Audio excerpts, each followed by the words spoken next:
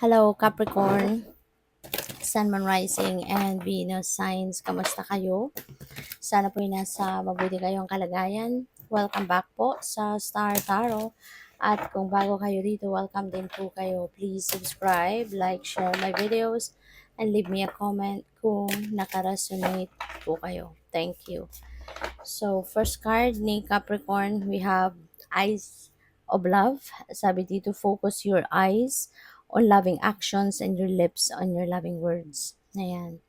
So, when you are projecting love, diba? When you are seeing things, people, and situations in the eyes of love, makikita mo, no, na all good things, no? All possible good things na pwedeng mangyari ay mangyayari. All possible good things, no? And even people na po pwedeng ma-encounter mo, talagang may encounter mo, 'di ba? Kaya laging mas maganda, no?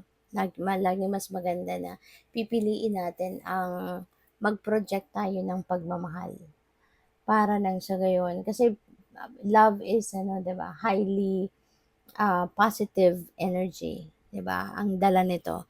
Kaya mas magandang 'yun ang lagi nating ipo-project, 'di ba? Imbis na maging mainitin ang ulo natin, piliin natin na maging kalmado, 'di ba? Piliin natin na mapagpasensya. Yung mga ganong klase ba, 'di ba? Kasi para mag-attract tayo ng ano, ng mabubuting bagay, mabubuting tao, mabubuting circumstances sa buhay natin. So we have manifest success, master your destiny by making use of your skills, harness the creative forces to bring about success and achieve your goals. So, excuse me, napakaganda nito, 'di ba? Na you are soon manifesting your success. And kung ano man yung mga ano man yung mga ano mo, talents mo, mga spiritual gifts mo, kung ano man yung mga creative ideas mo, maaring yun ang magiging kapital mo talaga for you to be able to manifest, no, your success. Kasi kaya nga tayo equipped, 'di ba? Lahat naman tayo, binigyan tayo ng talents, skills, and gifts ng divine para magamit natin yon para ma-manifest natin yung or para magtagumpay tayo sa mga bagay na pinagtatrabahuan natin or pinagsisikapan natin mapagtagumpayan, 'di ba? Kaya nga ano kanya-kanyang ano lang tayo, kanya-kanyang oras, kanya-kanyang timing lang, 'di ba? Hindi sabay-sabay na nagtatagumpay ang mga tao kasi iba-iba tayo ng approach kung papaano natin gagamitin yung talents, skills, and gifts na meron tayo.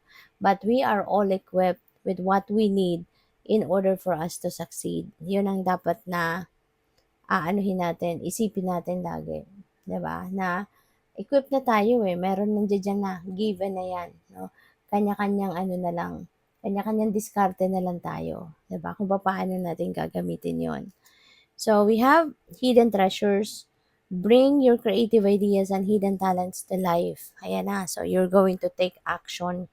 Present your gifts to the world. Ayan. So parang you're ready or you will be ready to unleash, 'di ba? Magiging handa ka na para ilabas mo na, i-share mo na sa mundo, i-share mo na sa maraming tao yung ano mo, yung mga spiritual gifts mo, yung talents na meron ka, 'di ba?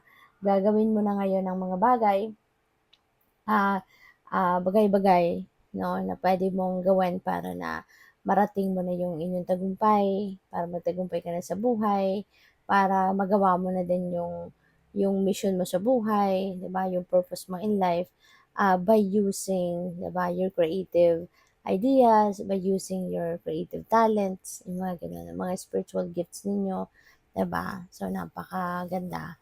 So, by the way, maraming salamat for subscribing and if you haven't subscribed yet, subscribe na kayo. And also, maraming salamat din for not skipping the ads. Malaking bagay yan sa akin. And also, please click the join button sa baba ng video kung gusto niyo na mag-join kayo sa membership. Okay? Salamat po. So, we have strength and know your strength. Okay? Know your strength. Kasi isa din yan sa meron tayo niyan. Binigyan tayo ng divine universe ng lakas, lakas ng loob, 'di ba? Minsan lang hindi natin pinipiling, anuhin 'yun, eh, gamitin, buhayin sa puso natin, 'di ba? Mas ang iba, napanghihinaan ng loob instead na buhayin, i-activate yung kanilang inner strength, ang mas binubuhay nila ay yung takot, 'di ba? Pero hindi ibig sabihin nun 'no, na wala tayong gano'n, wala tayong strength, hindi. Ano 'yan, innate sa atin 'yan, yung courage, yung strength, yung bravery, innate sa atin 'yan, meron tayo niyan.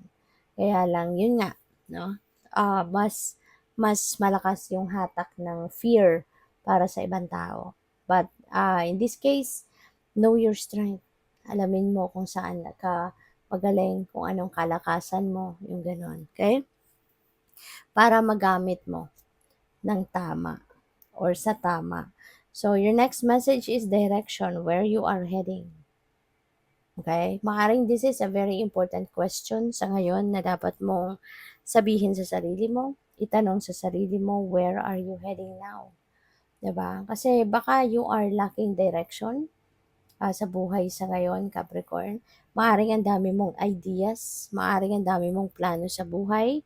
Kaya it's better for you to figure out now kung ano nga ba talaga ang gusto mo. What do you really want in your life? 'Di ba? What are you planning to experience in your life? Ano yung iniisip mo na gusto mong magkaroon or gusto mong ma-experience, 'di ba? In like a year, 2 years, 'di ba? 5 years, 10 years from now, 'di ba? So parang figure that out, no?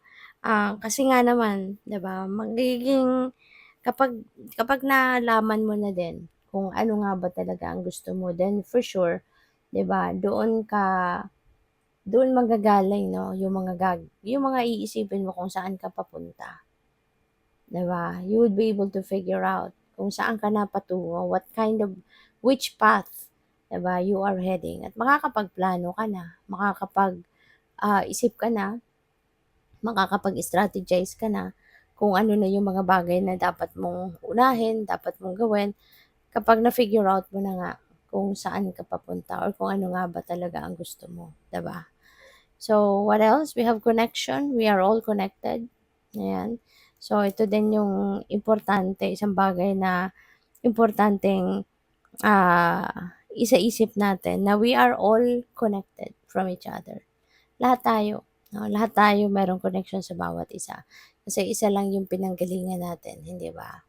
Kaya lahat tayo may energetic connection tayo sa bawat isa and we should always remember that. So, good luck. Thank you for watching Love and Light. Namaste.